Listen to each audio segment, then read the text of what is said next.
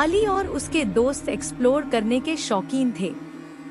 एक दिन उन्होंने सुना कि शहर के बाहर एक घना जंगल है जो हॉन्टेड माना जाता है।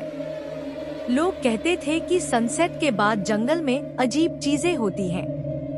कुछ लोगों ने बिना सोर्स के शैडोज को मूव करते देखा, जबकि दूसरों ने हवा में विस्पर्स सुनी जो किसी की आवाज नहीं थी।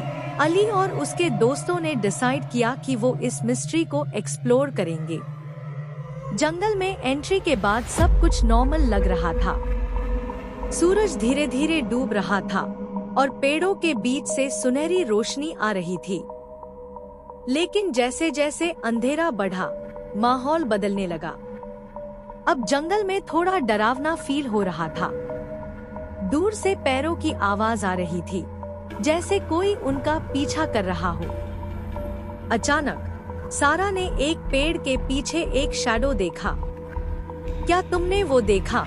उसने धीरे से कहा। सब फ्रीज हो गए और उस डायरेक्शन में देखने लगे। जैसे ही उन्होंने सीधा देखा, वो शैडो गायब हो गया, जैसे वो कभी था ही नहीं। वो पेड़ के पास जाने लगी, तभी वही शैडो दूसरे पेड़ के पीछे नजर आया, इस बार और पास।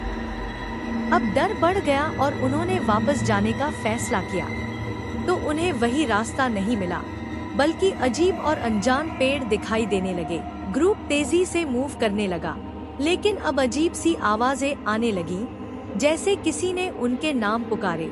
हवा में ये आवाजें धीमी थी, लेकिन बहुत डरावनी। अली ने काम रहने की कोशिश की।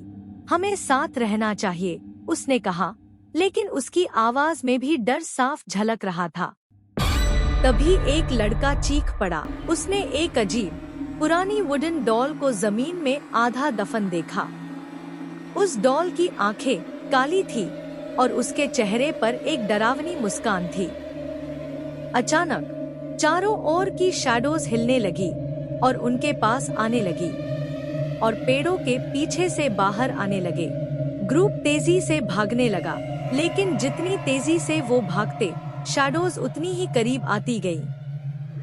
अब विस्पर्स लाउड हो चुके थे, जैसे कोई कह रहा हो, तुम्हें यहाँ नहीं आना चाहिए था। सारा गिर गई और अली ने उसे उठाया। उसने देखा कि एक शैडो उसके ऊपर झुकी हुई थी, लेकिन उसने उसे खींचकर उठाया और दोनों फिर से भागने लगे।